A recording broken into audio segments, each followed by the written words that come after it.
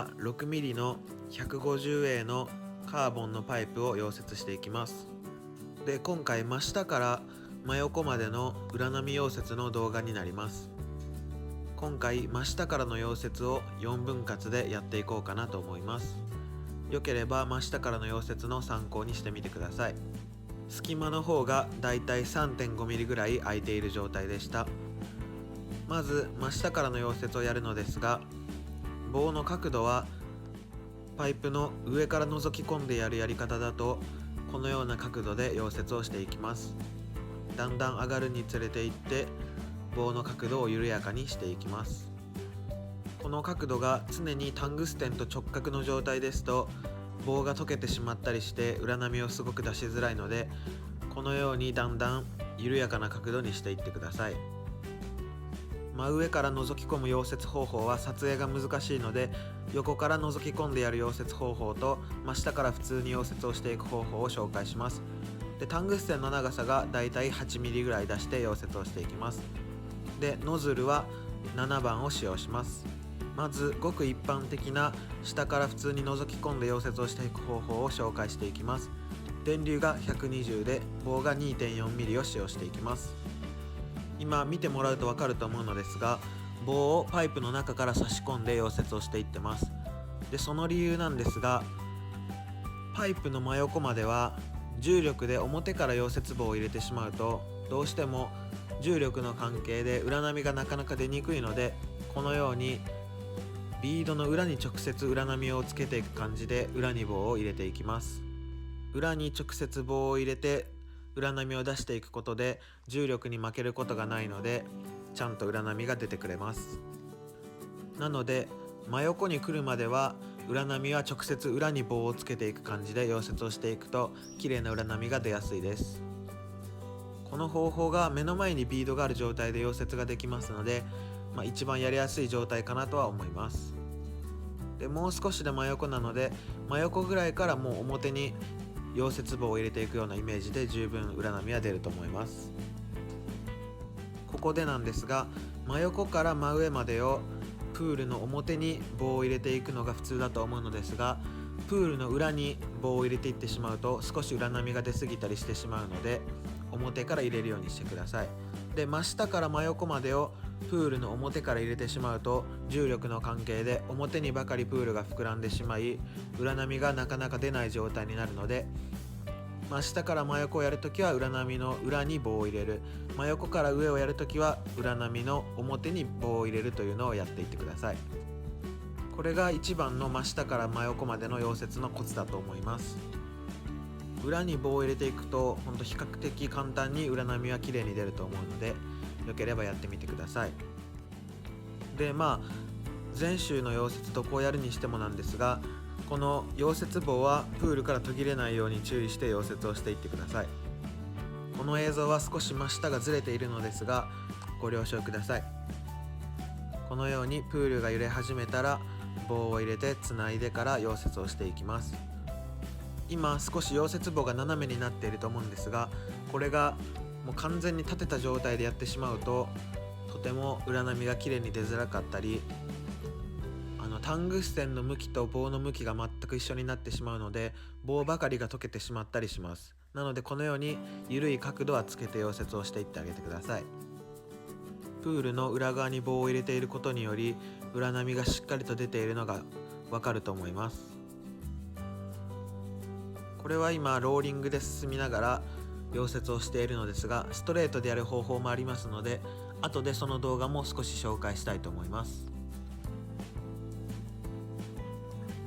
これは今基本的に真下から溶接をする場合はローリングができる状態ならばローリングをした方が安定はするかなと思います。ただ現場などでローリングができないような狭いような場所だったり、あまり手が震えない方などは浮かして軽く小さくウィービングをして進行していくのもいいかなと思います。今これは少し棒が途切れてしまいました。なるべく途切れないように注意しながら溶接をしていきましょう。途切れてしまうとやはりそこだけボコッとなってしまうので、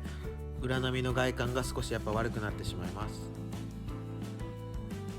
で今もほとんど真横に来たんですが、まだ真横に来るまでは裏に棒を入れている状態を維持して溶接をしています。それでは先ほどの体勢の目の前にビードがある状態での真下からの溶接を見ていきたいと思います。この映像なんですが、ちょっと真横からやっているように見えてしまうのですが、これはちゃんと真下から溶接をしています。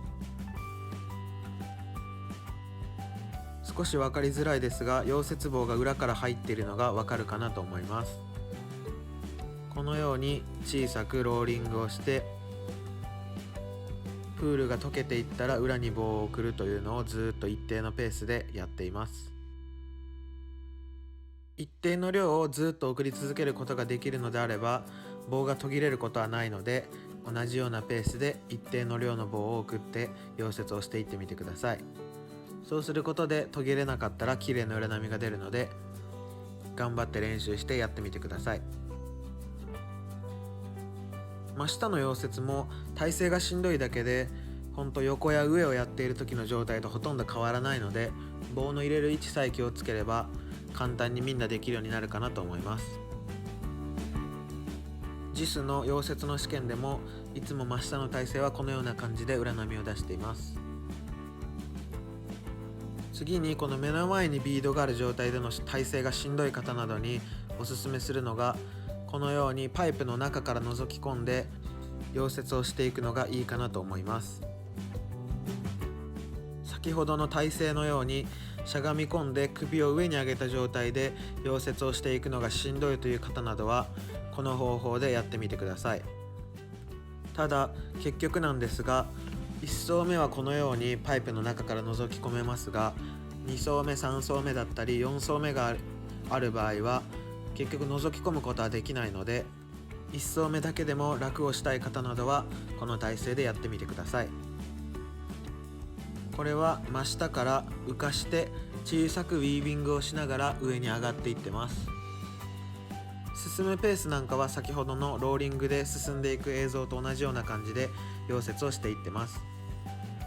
でこの辺からはこの体勢でもローリングができる体勢になったので、より安定しやすいのでローリングで進行していってます。この覗き込んでやるのはもう一種の技かなと思っているので、僕はもうほとんど使うことはないです。結局2層目などで下に潜り込まないといけないので、あまりこの方法はしません。で今のパイプ一番最初にやったのが先ほどの覗き込んだ方法なので、これが先ほどの覗き込んだ方法での裏波になります。真下からでも裏に棒を入れていたので、ちゃんと裏波が出ているのがわかると思います。ちょっと映像では低く見えますが、1ミリぐらいは真下でもちゃんと出ていました。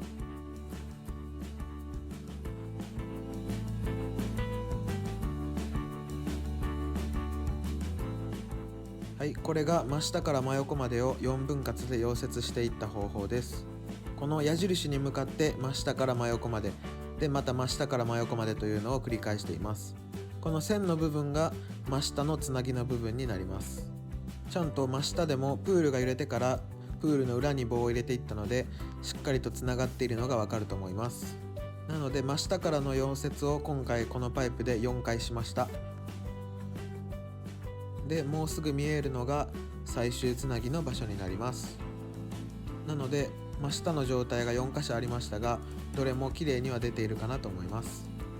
はい、なので今回の溶接をまとめますと、必ずプールの裏側に真下の状態の時は棒を入れるのと、棒が常に途切れないように溶接をしていくというのを心がけて溶接をしていってみてください。でまたいろんな動画を上げていきますので、よければチャンネル登録もしてもらえると嬉しいです。それでは今日も最後までご視聴ありがとうございました。